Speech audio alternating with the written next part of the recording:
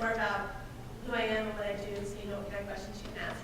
I am the program manager for digital, emerging, and assistive technologies at the Delphi Center for Teaching and Learning at the University of Louisville.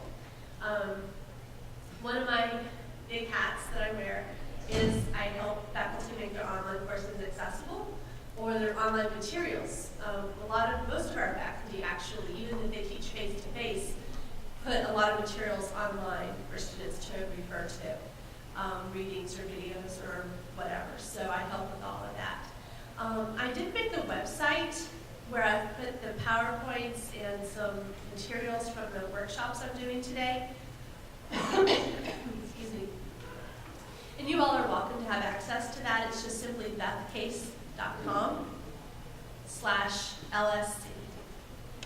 And in addition to the PowerPoints and handouts from the 2 workshops I'm doing, there's also just some articles, some white papers that talk about, why you should do captioning or why you should make your website accessible and that sort of thing, which is, always great if you're trying to convince someone else why they should do it, so now you get research to back you. The workshop this afternoon, I call it Design, Not Redesign, and it really is just sort of a general introduction to some of the things that you want to do to your online courses to make them more accessible.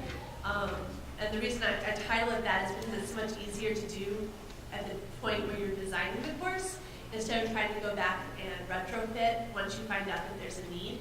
So that's why I call it Design, Not Redesign, but really I'm talking about online accessibility of your online courses. So just wanted to give you a little background, a little information, and feel free to pick my brain about whatever.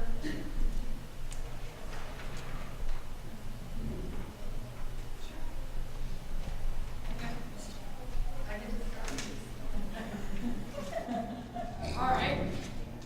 Well, I'm sure you are all familiar with LSC Online, and that is our division of the college that has the online presence of not only online but hybrid and face-to-face classes out there. And each campus has their online instructional designer.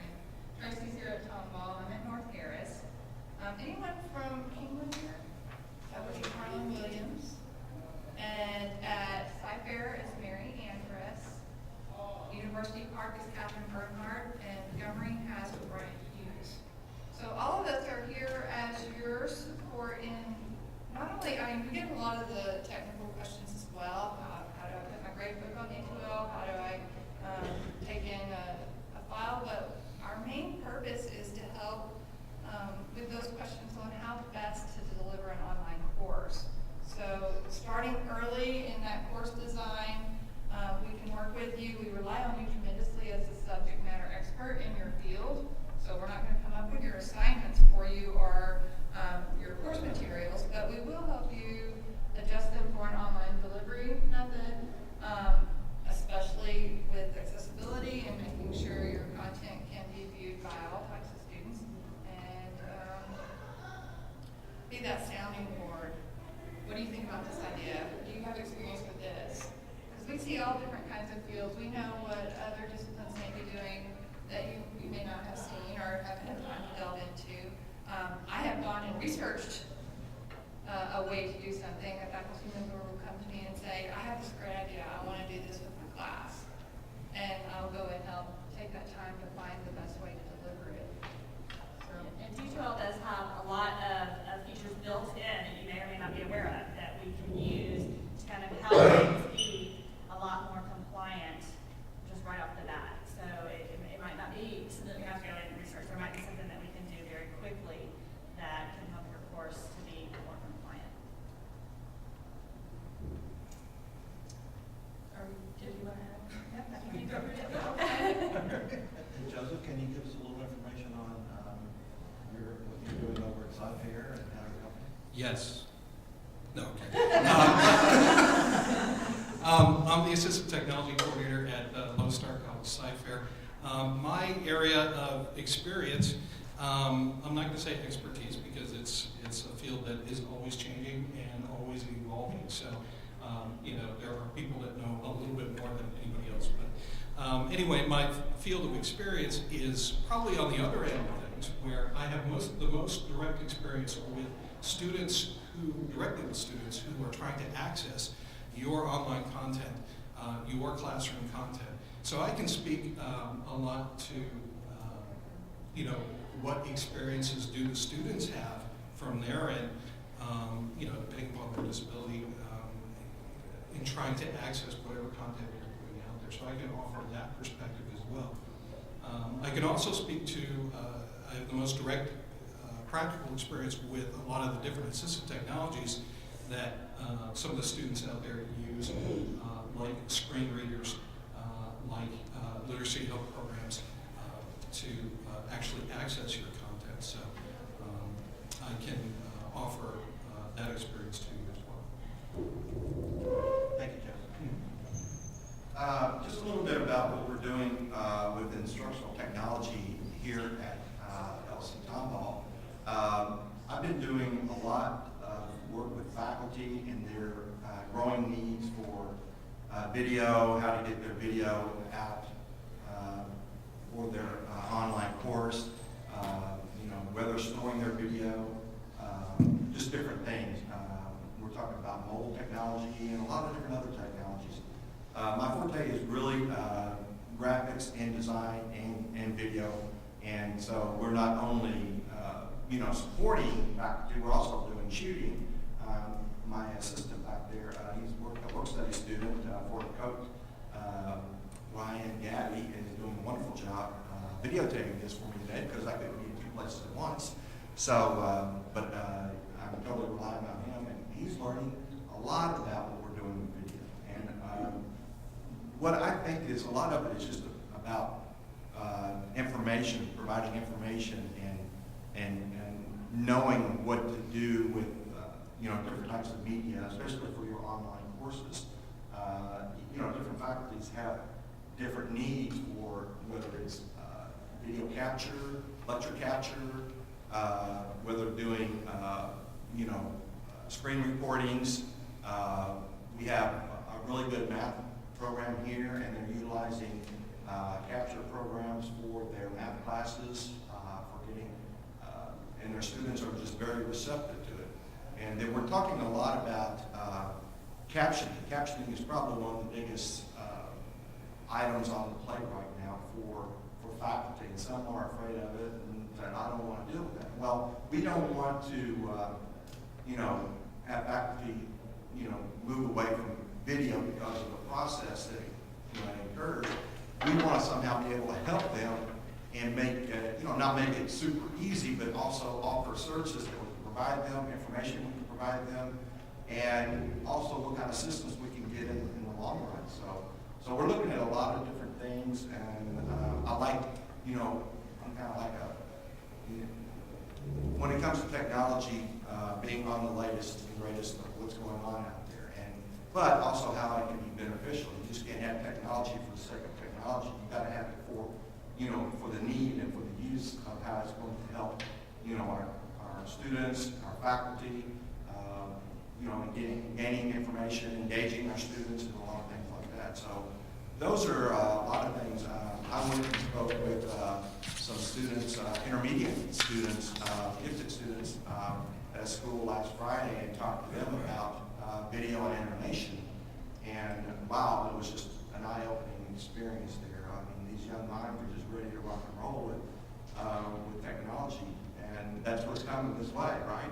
So we want to be ready for that, and they're going to be expecting that in the long run. So getting involved with this at this point now and seeing what our needs are and how we can grow those needs and where we can go with it, and really it's you guys that's going to be, asking the question, what are your needs? What do you want?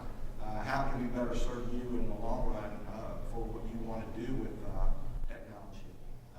And it's not always about technology, it's about the support for just anything related to media content or content in general. So we really open the floor to you guys right now to tell us what you're thinking, what your needs are, and how we can help you or what direction we can point you in. And before we get started with that, I do want to mention that we do have at our Coke Division a work, kind of a single workstation for Camtasia Studio. We're kind of opening that door for faculty to come in and create their own videos, caption. We're providing one-on-one based on a scheduling process.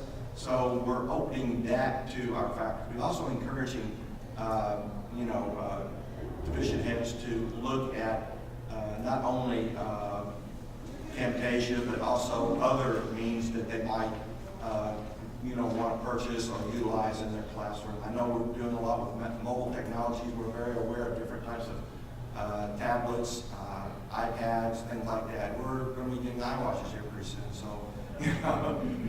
it's really a growing thing. So what we're trying to do is make ourselves accessible to you guys, in any fashion. We're also going to be setting up more training programs. I'm looking at workshops either latter part of the spring or the summer for doing more of this type of stuff, and what you might want to see, and that helps us determine what direction we want to go with our training programs.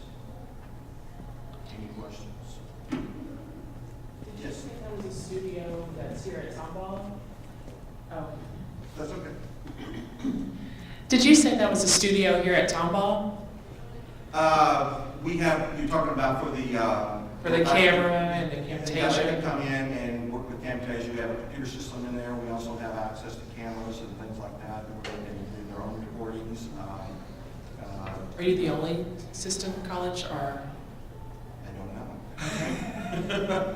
We're implementing it, and I know that the other colleges are having different things going on. Yes. It's, the designers at each campus are also, we're getting, you have yours, I don't have mine yet, but we're getting kits with cameras to help do the, if a faculty member wants to do an introduction for their course, just kind of, videos to put in like that. So each designer soon, if they don't already, will have a kit for that as well.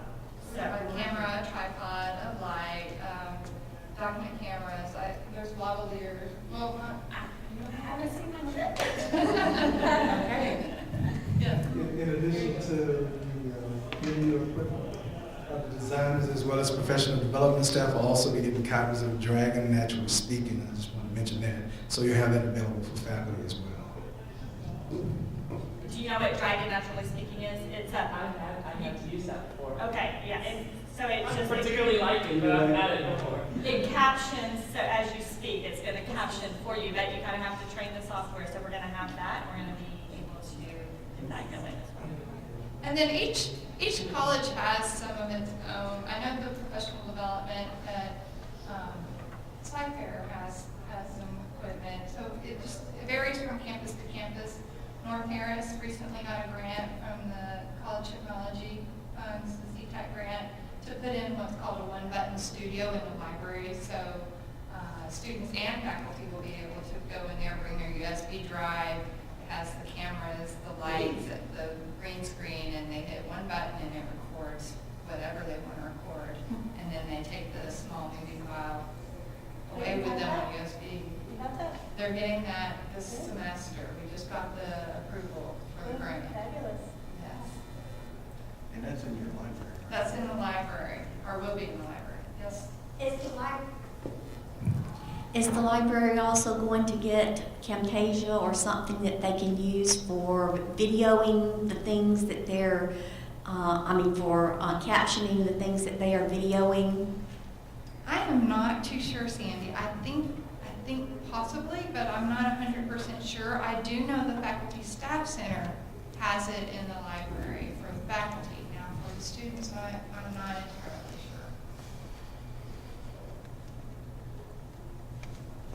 sure. I'm going to open up a huge can of worms. Okay, go for it. Here we go. With math, we've recently acquired Surface Pros, and so we're able to write our lectures on the tablet, and then we also use Camtasia to record it. And we are using these to post after we record a face-to-face class. We post the lectures in our online class just as a resource. And so we have been told conflicting responses on, is it required to caption these math videos? We've been told since they are optional, they are just there for a resource, and they are not required for viewing in the online course, then they do not have to be captioned. We've checked into the cost of captioning these, and to caption an 80-hour content video, it's extremely expensive, number one. And then number two, to caption a math video in general, you run into difficulties and problems that not other disciplines run into. So from your experience, what do you think we are supposed to do? Are they supposed to be captioned or not? Yes. Anything, if you have, what's this one? I can't tell, okay, I'm not hearing it, so as long as you guys can hear me. If you have a student who requires captioning, because you know of a disability, everything in the course has to be accessible, whether it's optional or not. You're making a valuable resource available to everyone except that student. So if it's valuable enough for you to offer to everybody else, that student needs to have access to it as well. Now, as far as, say you have 80 hours, I guess my question would be, I don't know your class, I don't know your content, so please don't take this as a criticism specifically, but are 80 hours needed? Could that be weaned down to like the most valuable X number of hours? No student's gonna watch 80 hours. I could almost bet that, you know? Maybe they do, I don't know, maybe they do. I don't think I would if I was a student. But, you know, maybe instead of doing like the whole lecture and having it available, there could be like one example of each kind of problem, or perhaps it could be weaned down. And the other thing would be, are you reusing the videos, or are they like, so every semester you use the same videos, right? Okay. So it could be an opportunity, again, to look at them and figure out what's the most valuable pieces. Do we need to do all 80 hours, or, you know, are there examples that are you know, exemplary that we could use? And then just start, you know, I'm not saying like you have to go have them all done by tomorrow, but start a process. And as long as you have a process in place where it's like, we're gonna do, you know, 20 hours this semester, we're gonna do 20 hours next semester, and you start building it up and then releasing them as they get done. That's one way to do it. But, I mean, so there's different ways of looking at it. I don't know how long the videos are. Generally, you want to keep videos to about 10 minutes. You need to chunk it. If you've got an hour video, sorry, go ahead. In a math class, to chunk it like that, you'd be starting and stopping nonstop, and that's not feasible for us. So we push record and we record. For how long? And it can be, I usually do by section, so in a calculus class, Cal 2, Cal 3 class, it's a 2-hour class. We may cover 1, 2, 3 sections in a lecture period. And so those recordings may be up to 2 hours. But that's the joy of a recording, is that the student they don't have to watch it linearly. How do they find what they want to, let's say, I remember they talked about such and such. I want to go back and watch that part. How do they find So most it? of us are very structured in our lecture notes, and that's going to bring me to another question in just a second. So if they're doing section 3, part A, they can stream, or they can search in their, on the little bar at the bottom and roll it to section 3, letter A. And so searching and finding what section they want in a 2-hour video is not a problem for them. And then my another follow-up question would be, with math, we do it on our tablet, and we're recording video, audio synchronously, and then we're able to PDF the file that we record. And so that is basically a written transcript of our lecture. And how are the words getting? Okay, it's not going to say, you know, X Plus TWO, but it has written on the PDF X plus 2. And so that is a video, that is a written transcript of what's being shown in the video. But, and again, I haven't seen it, so please take my questions as exploratory. Right. But when you're talking through a problem on your tablet, do you literally say nothing more than x plus 2? I mean, there's no explanation. You don't say, okay, well now we need, and I'm gonna walk through the pad math. Now we need to divide both sides by x in order to get all the terms on the same side. Do you not give any explanation like that? When you're saying that, you're putting a division sign and you're putting a 2 on both sides. But you're explaining why. See, when you're verbalizing, if you explain the reason we're dividing both sides by x is so that we can get all the x's on one side. I mean, you're saying why, you're explaining it, you're doing more than just looking at the numbers. And that's what's so important to capture. And again, I have not seen your videos, so, But when you're capturing, when I say x plus 2 squared, and you read the verbiage, x plus 2 squared, what does that mean mathematically? Is that x plus 4, or is that x squared plus 4x plus 4? Right. No, I mean, I do understand that point. That's part of the problem with accessibility for blind students. But just watching, So your agreement, you have to have the visual and the audio. Yeah. You have to have the information. It's all about conveying information. If I watch somebody just solve a math problem, right? And not telling me why they're doing it, why they're making whatever the next step is, I'm not learning math. I disagree. Math is a universal language. It does not matter if you're English speaking or any other language. All you have to do is watch the symbols and watch what's being done. Without knowing why. It is universal. In any language, you're going to be told why. You're going to be told, why are you adding x to both sides? Why am I dividing? How do I know which things to combine? If it's necessary for a hearing person, it's necessary for a deaf person. But I am providing... If you say nothing else to your hearing students, and you say nothing but x plus 2 equals y, 2 equals y minus x, and you do nothing but say exactly what you're writing, then you're right, you don't need captions. If you are saying anything else, if you're explaining why you're doing it, if you're talking about, now remember, use FOIL in order to do this. If you are saying anything other than exactly what is on the screen, it needs to be captioned. Otherwise, the students who can't hear it are missing information that everyone else is getting.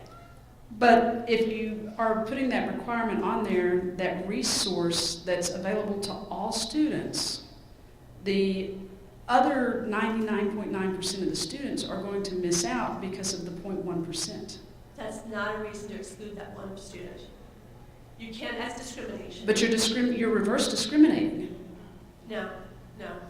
If you have a resource that's valuable for some of your students, it has to be accessible to all of your students. If it's not worth it to have it for that one person, then it's clearly not valuable enough to have for everybody. I'm sorry, I know it's a pain, but there's laws, and you will get sued. I'm sorry. You will. So who's going to pay for all that?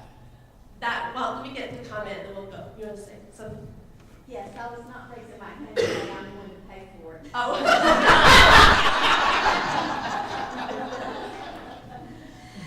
I think that there is an ongoing discussion at the system level on how this is going to pan out in the long term.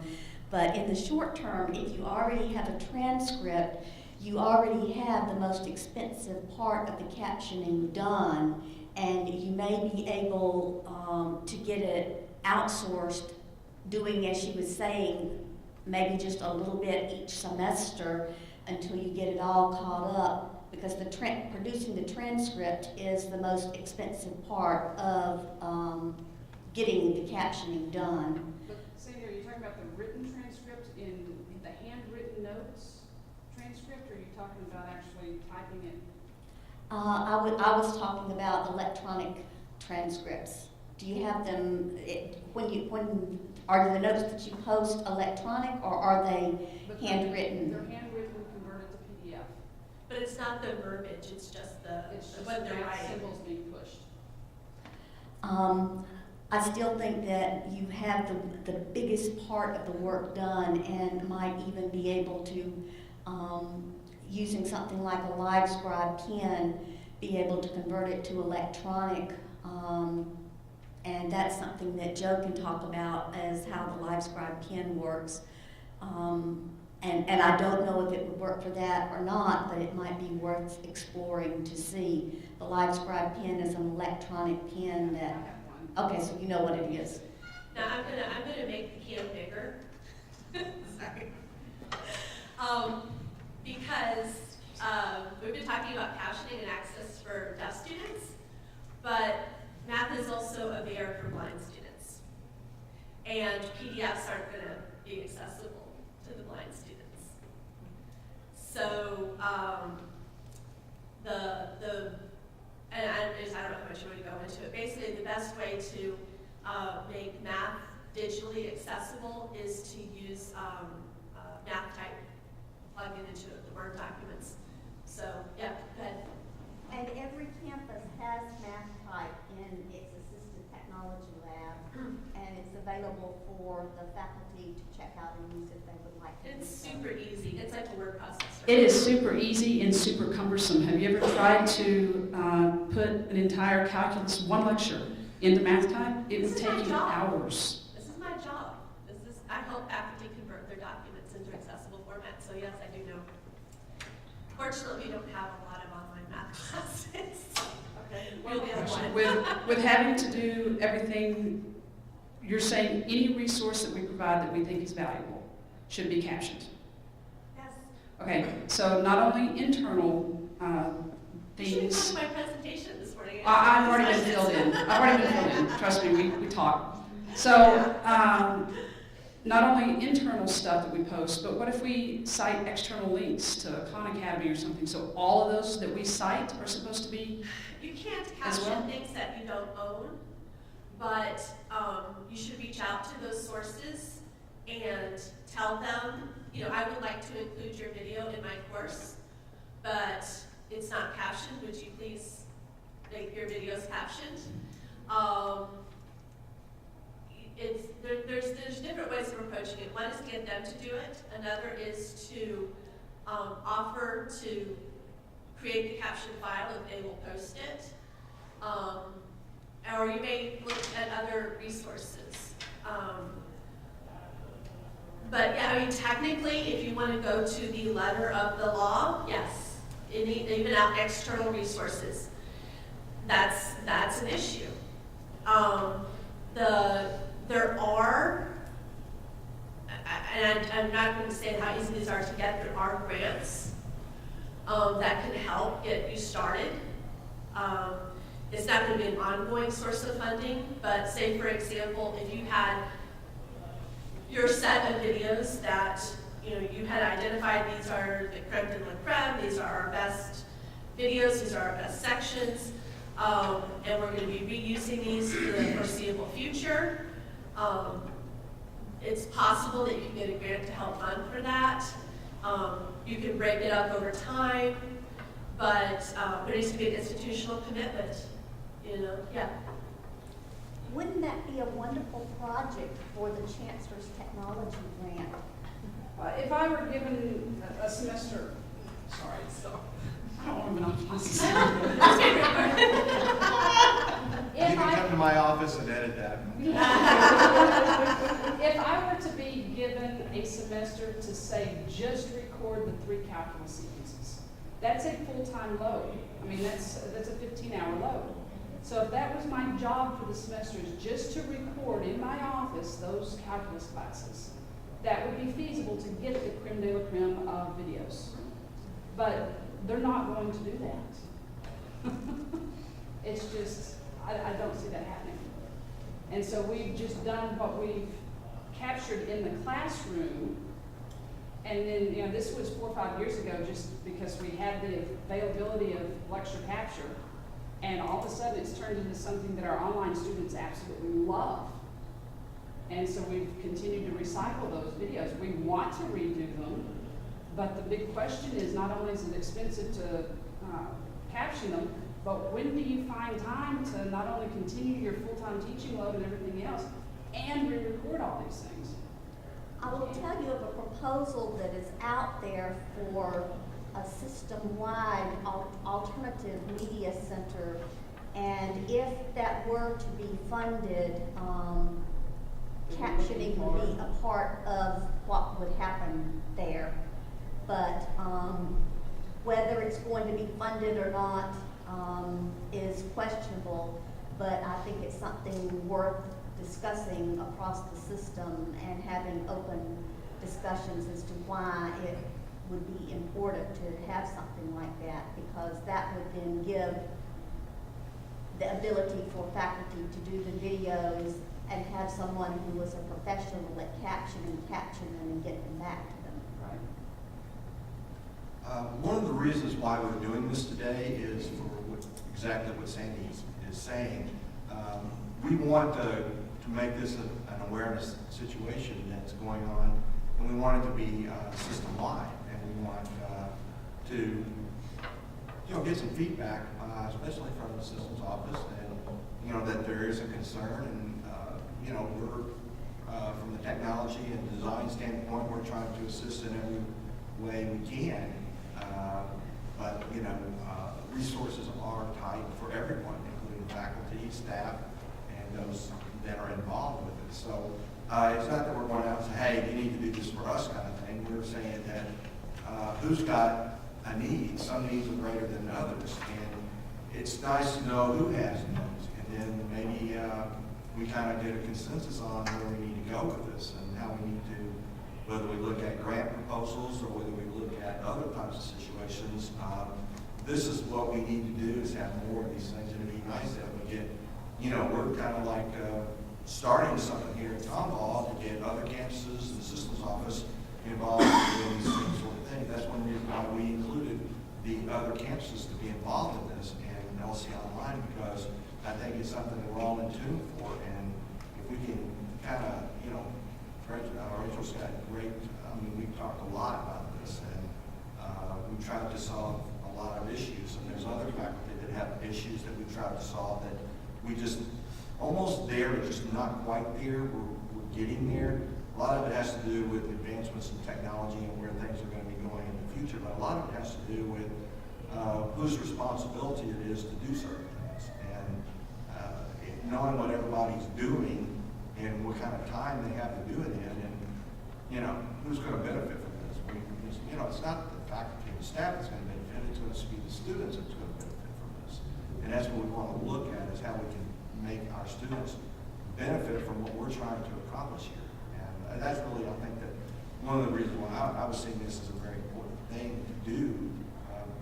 Some faculty have come up to me and talk about ADA compliance. I don't understand it completely. What is the right thing to do? What is what can we get by with? And there's a lot of different things. And I've done some reading on it.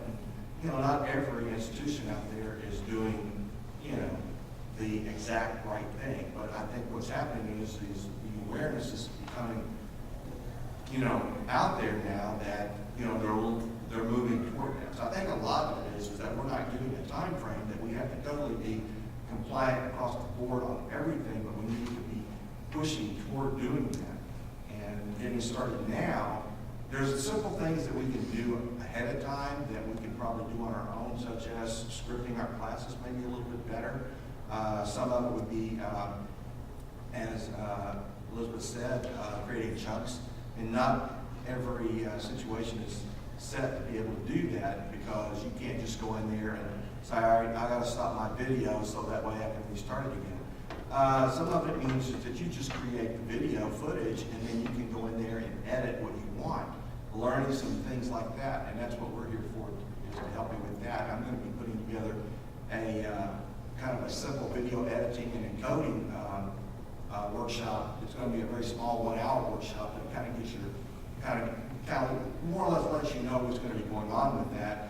That will lead into more of a maybe a 2-hour, 2.5 hour, or maybe even a 2-day workshop, 2 half days or something like that, to where you can come in and we just do that. So those are some things that you can do, to help speed things along a little bit for you. And then we can work on also getting, what kind of help we can get on this. And I have something to add to Rachel's talk about time. At North Harris, I know of some faculty who have been given releases from their workload in order to work for the whole department and get examples done that they can share across the board. So their guy at North Harris was given a work release load. So that's helping them concentrate on building something that can be shared across the discipline. I just want to say, I wasn't being rude by pulling out my phone. I've got some resources and available grants, and I was trying to find them. So that's just one, I was just over here doing Facebook or something. I'm trying to find the grant resources for you. Hey, this may be, Oh, go ahead. You got the microphone. this may be something that was addressed this morning when I was in class, but my online class has no sound. Okay? So would it be possible to designate some class, and I'm sure that there's some online classes, other places in the system that doesn't use all the things that Rachel was talking about. Would it be possible to designate some classes as this is a class for people that people can take who may be hearing impaired. This is a class an online class that students could take who may be visually impaired. And when advisors see that students have these problems or these things that they need in learning, they're not necessarily problems, I know, but these aids that they need for learning, why can't we have a list for the advisors to direct students to online classes that are set up for them rather than just overall sign up for any class? It seems like that would be a solution if we just designate certain classes in certain ways. I see your point. I do. A couple of issues. One, if you want to fall back on the law says all programs and services of the institution will be accessible. You can't really say this one will and this one won't. There's other issues such as, now it's clearer if you talk about face-to-face classes. I'm just going to circle back around because that has been brought up as suggestions before to say like, okay, this face-to-face class is going to be set up for blind students to be most easily for them or whatever. Or sometimes that's used as, well, all the deaf students need to register for this section because it'll be cheaper to have interpreters for just one section, right? But what if that's not a good time for the student? What if they have a job and they can't take a class at 3 o'clock in the afternoon because they start work? They need to take morning classes. They have troubles with transportation. They rely on the bus system. So getting to school by 8 o'clock is not reliable. I mean, so every other student on campus has a choice between whether they take a morning class or an afternoon class or whatever. You can't say, well, they have a choice and you don't. Online, that kind of stuff becomes less of an issue, but what if they really want to take from this professor and not that professor? They like the way this person teaches, or that person has a really good reputation for being an excellent teacher. Is that teacher going to teach 2 different types, of classes, one that's accessible and one's not? It just really opens up a whole lot of can of worms. And basically the idea is that whatever you offer the average student, the same choices have to be available to students with disabilities. So, but like in your case, if you have videos so you don't have any sound, well, of course they would have to be captioned. I mean, the point is not, do you have captioning or not? The point is it accessible or not, right? So, I don't know if that kind of answered your question, but you really can't deny one group of students choice that you give to everybody else, is basically pointing at that in legal aspects. so. Now, and you might Yeah. regret having given me a microphone. So, Please take over. I'm gonna look for it. and one thing that I can comment on that, of course, as Beth said, you can't, I mean, you know, substitute being black or Hispanic for having a disability in that particular sentence. So, you know, you can't tell all your students who are black, well, you can only take these particular courses. So that's basically the point I think that Beth was making. However, I understand what you're saying, and I can tell you what we have done in the past, or what's been suggested to us. So about 2 or 3 years ago, we had a problem with my math lab. My math lab content is written in Flash primarily, and Flash is pretty much inaccessible by a lot of screen reader technology, which is used by people who are blind or have low vision. So we had a problem. And then on top of that, there are a number of high-profile cases out there that's where four-year universities have gotten their pantsuit off because they have a lot of their online content, like Pearson's My Math Lab or Pearson's My Whatever Lab, not being accessible by students who use this particular type of technology. So we were fortunate enough to have a meeting with Pearson, not only their sales staff, but also with their tech guys and some of their developers. And Pearson continues to work on their online content to make it more accessible with screen readers like JAWS and other things as well. But I guess my point is this, is that during the meeting, one of the things that Pearson suggested to us is that you know, they had discovered a way to make some of their online content accessible to those technologies. And they were able to flag that content for instructors, so that instructors, when they actually build their course, would be able to tell, okay, this particular exercise is accessible to somebody with a screen reader, and a little symbol next to it, so that instructors, when they actually build their course material, could use that information. What Pearson disclosed to us was that some community colleges, what they didn't offer a completely different course for those students and say you can only take this. What they did is they built a module of instruction that was accessible. And any instructor who had a student that was using that particular technology and needed accessible content in My Math Lab, in this case, was able to actually grab that and put that up on their website as an alternative. So that might be something that might be feasible, more feasible for you. You can't limit the courses that a student has a choice over as far as what they can take. They should be able to take everything. But what we can do is we can make sure that content that is accessible is out there for them, and we can offer that as an alternative. So I hope that answers your question. My only thought, and I don't know about the only thought about that, is that the content would need to be equivalent.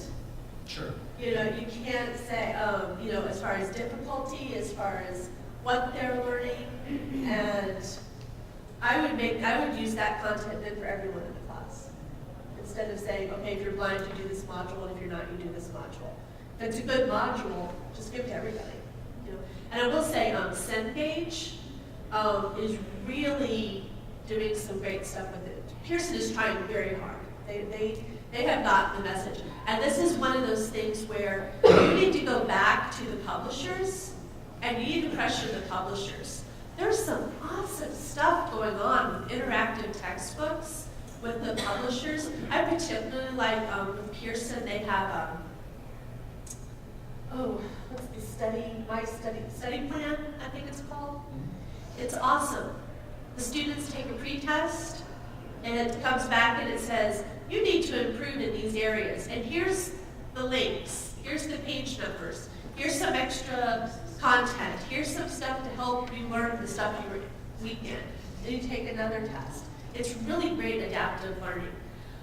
Again, there's the accessibility issues. But the good thing is that because colleges have gone back to them and said, we can't use you because we have made a commitment to being accessible and your content is not accessible.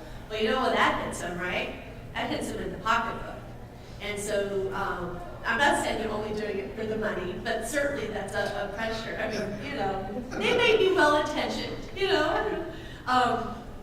They're really working hard on the accessibility stuff. Cengage, I just talked to one of their people. They're using something called MathML, which is it's kind of like, you know, websites are written in HTML. MathML is a similar type of thing, but it's for formatting math problems. So they're starting to put all of their resources using MathML, and which will mean that their content will be much more accessible to blind students than math books usually are. So you gotta put the pressure on the resources. The publishers will listen if enough people make enough noise. So I just wanted to give them a kudos because I was pretty impressed with them. I have a quick question. In our current LMS, D2L, whenever you make a quiz in the assessment, and with math, it's very graphic. I mean, you have to use math type and you point, click, all that kind of good stuff. So you build those things, and when you're building those graphics, are we required to explain, because you have to call it something and then it has the description on there. Are we supposed to write out, you know, this is the integral of x squared from the limits of integration are we required to write all that? You're using math type? Well, no, within our assessments. It's an image? Yes, it's an image. Okay. Yeah, talk about alt tags. Right, for image, yeah. And you don't want to give away the answer in the alt tag of the image, right? Right. So, Well, I mean, I guess the question is, like, let's turn it around. How would a blind student know what the question is? so how do you describe the problem? Well, I guess my question is, whenever the readers, the screen readers, are they able to read the image? If you have You have to create the alt, you have to So- create the description. So who is required, I guess I'm asking, am I as the instructor required to do all of that, or who's doing all This is that? something I did talk about this morning, is that the instructor is responsible for making sure that their class is accessible. It doesn't mean you have to do it all, but you're responsible for making sure it gets done. I don't work in the system, I don't know what the resources are. Are you here, loading but- the image yourself, or is it coming from a publisher? No, I'm loading the image. I took a lot of time and did all of these quizzes for my Cal 1, 2, 3 sequence, and then when I was told they have to be verbally explained for each image, I just pulled them all off and said, forget it. Because I'm not going to take the time to go through each math question, because not only is it the question having an image, all 4 or 5 answers have images as well. Right. And so just one question, just to input it, the question itself was very cumbersome. And so then to go back, and then I found out I could just type A for the explanation, and so all of them just had A for explanation. And then I learned, oh no, I have to actually fill that out, so that was just abandoned. I mean, the way you have to ask yourself is with anything that you're doing is, you know, how would a deaf student access this information? How would a blind student access this information? How would somebody who can't use their hands navigate this page? And you can't just say, oh, well, they can't. I mean, you know, that's, and this is part of what I'm going to talk about this afternoon in the design, not redesign, is, you know, if you had known all of these things when you created them, it would have been a lot less work, right? You could have typed, when you made that image, it would have taken you 15 seconds probably to type, depending on the equation, to type in what it said, how would you say this if you were reading the equation out loud. Going back now, yeah, it's a ton of work. It would take way more than that, You have very long whether we did it equations. now or later. Yeah, now or then. But still, generally, it's much quicker to do at the time you're creating something instead of trying to retrofit, which is my whole message with that. But if you didn't know, you didn't know. So you take it a little bit at a time. You know, you don't have to do you don't have to eat the whole elephant at once. But it still comes back to the point is if you had a blind student in your class, how could they take your test? Okay, this is a spin-off on that one. What if there were a deaf student? You're now differentiating online versus face-to-face. Because a face-to-face, I'm not required to transcribe and caption my lecture. They have an interpreter. So what's the possibility of having it interpreted, having an interpreter put down on the bottom as opposed to captioning? Not all deaf students sign. A lot of hard of hearing students don't sign. A lot of anyone who is late deaf and definitely learn to speak don't sign. Not everyone. But are they gonna, why are they able to do, why are we putting requirements on the instructor just because it's an online class? So we're differentiating online to face-to-face. There is a difference between online and face-to-face. There is, and the law. So the laws are different? The law, the accessibility rulings, laws are different? The rulings of the laws.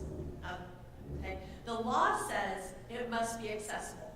Period. Mm-hmm. The law doesn't say you must provide an interpreter. The law doesn't say you must provide captioning. Right? But we're having The to law provide says different just because it's an online it's a class. different medium.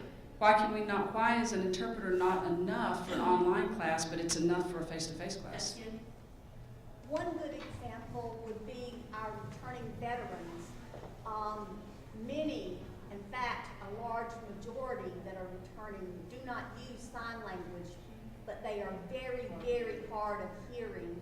An interpreter would not help them. They need to be able to read it because they don't use sign language. But what if they're in a face-to-face class? If they're in a face-to-face class, we would provide a captionist, a real-time captionist that would be in that class probably with them. A scribe? Not a scribe, this is someone who is specially trained and basically they sit in the classroom with a laptop and use special software and type everything that's said in the class, and the student is reading it on a tablet or on a laptop. Very similar like a court reporter. Type of Yes, idea. very much like a courtroom reporter. So it would be a different, if they would still be using captioning, they would just be getting it real time so that they get the questions and the interchange that goes on in the classroom the same as they would in chat boxes and things with the online classes. But there's a large number of veterans, and they do not tend to self-disclose because they see having a disability as a weakness in their military culture. And even on campus, they do not always self-disclose. So they may very well be some in a face-to-face class that are not using a captionist because they have failed to self-disclose. We encourage faculty to include a statement on their syllabus along with your disability statement that says if you are a veteran and need any special assistance, please see me privately after class, because you may be the only link that they have to getting the access that they need through disability services. They may confide in you, and you may be the link that helps them get that service they need. Well, I just have a quick question. I often hear the term, we often hear the term reasonable accommodations. Where do you draw the line with what's reasonable and what's unreasonable when it comes to making your classroom or online course compliant? Does that student have the same access to the information and the ability to demonstrate their knowledge of the information as everyone else does? So that's what Yeah, Sandy, you want to try? With or without an accommodation, is that student able to demonstrate mastery of the core equivalent, the core content of the course? And the difference is the student with the disability may be using an accommodation in order to do so. Something that would be unreasonable would be, for example, if you had an online course and the student was deaf and said, send an interpreter to my house. That would be unreasonable.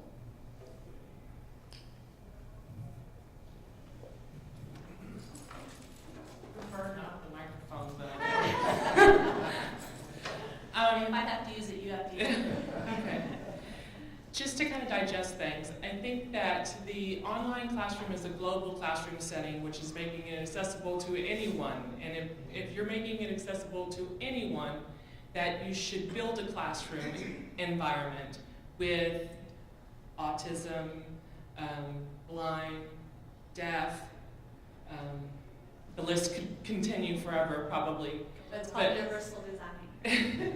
And so I think that, thank you very much. I think that if you build that course with that thinking in mind, that you could probably never go wrong. I mean, if you really do it from your heart, and I know that it's extremely, because being new and a new faculty, you're learning all of these things, and then you're wondering, where do I find this information out, and what is JAWS, where am I supposed to find that at, how do I incorporate all these things so that you can build the best classroom environment? Because even though it's not a classroom, it's like tangible, it's still a classroom. It's a learning space. That's right. And so to keep that teacher quality there, I think it's just, you have to keep that in mind. And so I learned that today. Okay, so it's universal course design, and I love it. Thank you. Thank you. And you're doing good faith effort. Nobody's perfect. There's always the chance that you're going to end up with a student that, and it's happened to me, in spite of all the things I think I know, and from my, all this experience, I'm still sometimes surprised by a student's need that is like, wow, that did not occur to me. I'm constantly learning from students. So you do the best you can, and then when something comes up that you didn't think about, then you make an adjustment, but yeah, I just think you just sort of look at it from how would a person who can't see do this? How would a person who can't hear do this? What if they can, little things like if they have a tremor, is the box that they have to click on so small that they're never going to be able to get the mouse into that box? Maybe that box needs to be bigger. Now that's more of a web design thing, but if you just think about, well, how would they do that? And plus a lot, I was talking about this afternoon, probably 95% of the accessibility things I'm going to talk about are just good design. They help your class, they help all of your class. They're just good design elements. And it will improve your teaching. It really will. Yeah. I know, I'm monopolizing too. I wanted to share an experience of a professor, Brian Samaski at Lone Star Kingwood, and he got involved with Universal Design with the grant that we had through Disability Services and Landmark College. And he is so sold on Universal Design that he did his own study, and he broke his two classes. One class he taught his traditional way. The second class he taught using Universal Design, and he was able to demonstrate an entire grade level higher for the students in the Universal Design classes. And you're not, I'm speaking specifically to you back there in the math department, you're not alone in this. I know it can feel overwhelming, and we in Disability Services have been given limitations to what we can provide too, but we can provide things like bringing Beth Case in to help do some teaching. And you have a form that I have passed out of training that please fill it out, because we want to provide ongoing support and training to you, not only from the system level, but also from your counselor level. Even if you're in an online course, that student with a disability has access to the Disability Services counselor, and they have access to support you. And I would say too, like you take it up the chain, where it's like, okay, I know I need to do this, but I'm overwhelmed. I can't possibly do this. But I know it's the right thing to do, and I want to offer the best to my students. You take it up to administration, and again, the more people that make noise, the more likely they're going to find some money to help support these kind of things, right? Me too. We're, as instructors, we're scared. Yeah. As an instructor, we know we're given the accommodation sheet, so we know a student needs accommodations. And rather than being able to say, hey, this is what we have, is this going to be good enough? We're scared to death to ask that student that because we don't want to put anything in writing. And you know, heaven forbid we ask the student, you know, will this be a good enough accommodation? No one will ask. For example, I had a deaf student in an online class. You know, heaven forbid we ask that student, are these videos with the written, you know, notes that we provide, is this enough? No one would ask that question. And so consequently, the videos just all got pulled. Well, it's got to be a team effort, you know. One of the nice things about where I work, and you guys should hire one of me. No, actually, when I went to a conference recently, people were like, how do we get one of you on our campus? It's because, you know, the University of Louisville recognized that faculty were being told that they needed to do things and weren't necessarily getting the support that they needed to be able to do it.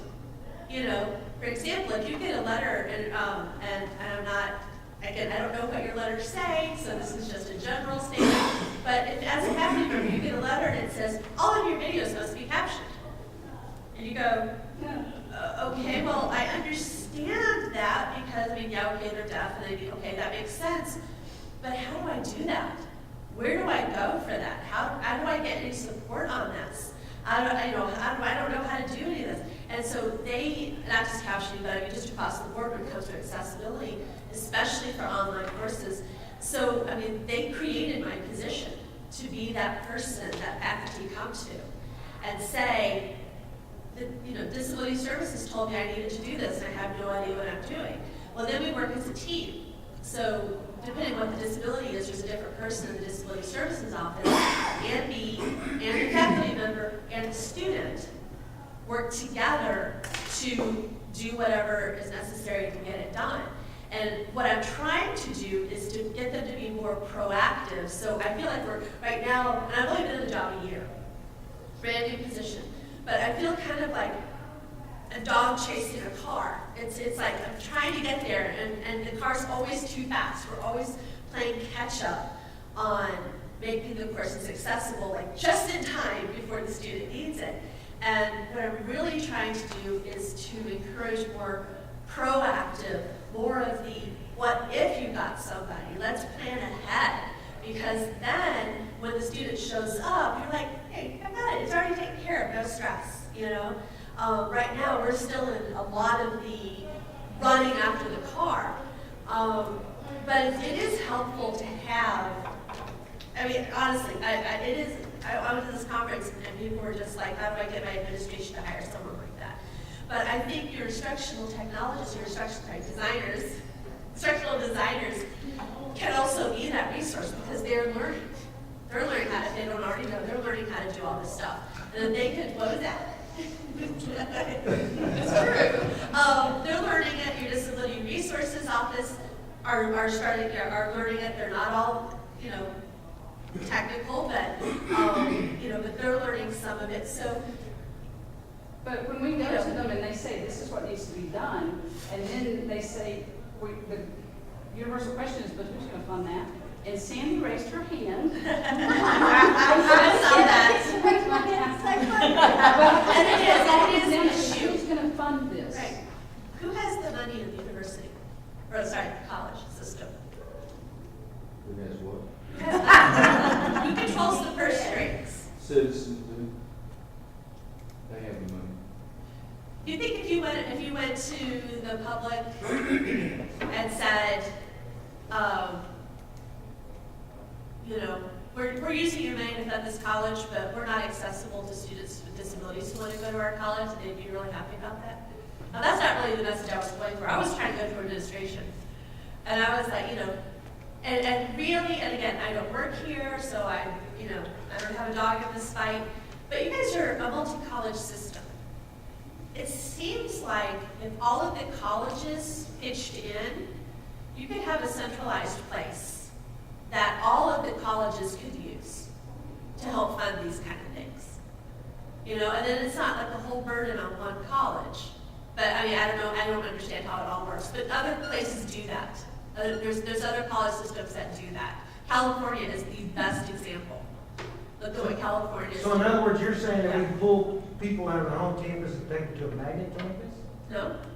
What I'm saying is that you have a central office or central location that does the captioning for the videos for the whole system.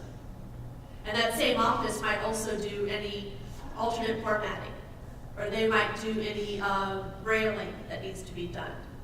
You know, everybody pitches in. I mean, it's just a thought. You know, there are other colleges that do that. And that way, again, like I said, as a faculty member, it's your responsibility to make sure your course is accessible, but you don't have to do it all yourself. You just need to make sure it gets done. So if there's, you know, it would, yeah, so it's just a thought. It's just, you know. You just made some wheels turn. So if these are supposed to be captioned, if they're supposed to be captioned, are all of these things supposed to be made available in Braille as well? That's another day.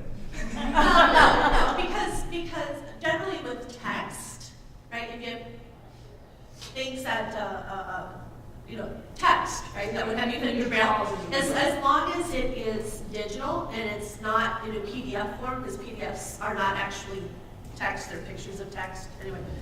As long as it's in a readable text form, it's easy to take that text and turn it into, they can use screen readers, they can use Braille displays, there's all kinds of things. So all you have to worry about there is making sure that it's electronic format that, you know, that's not a PDF. That's if they can hear. Right. They can't hear, they can't see. Well, they can't do either one. But we're really good into the weeds here. Okay, if you have a deaf and blind student, first of all, very few people are fully deaf and fully blind. They're usually, they might be deaf and need glasses, or they might be blind and need a hearing aid. Very few people are. Yeah, but that argument doesn't hold when you say, is it accessible? Because very few people are handicapped like that. If you had somebody, you're right. If you had a student that was completely blind and completely deaf, okay, most likely they're going to be Braille readers and use refreshable Braille displays. And so those yes. are electronic. Those are electronic. Those are electronic. And we have them in every assistive technology lab on campus. And probably they are a client of the Division of Blind Services, so they probably have their own devices at home. So if they're taking an online class, they don't have to come in here to use it. The Department of Blind Services has not only purchased the technology for them, but trained them on how to use it. So basically, it'd be the same accommodation as you would for a blind student. Just make sure your text is digital, and that will work for them. But yeah, good thinking. Think of the most extreme cases you can. We'll figure it out. Sometimes this job is like a big puzzle. It's like, solve. I thought I'm doing all the talking. Well, I'm glad that you brought up the point that you did, because it occurred to me that what we're really talking about, what Beth is really talking about, goes beyond simply captioning.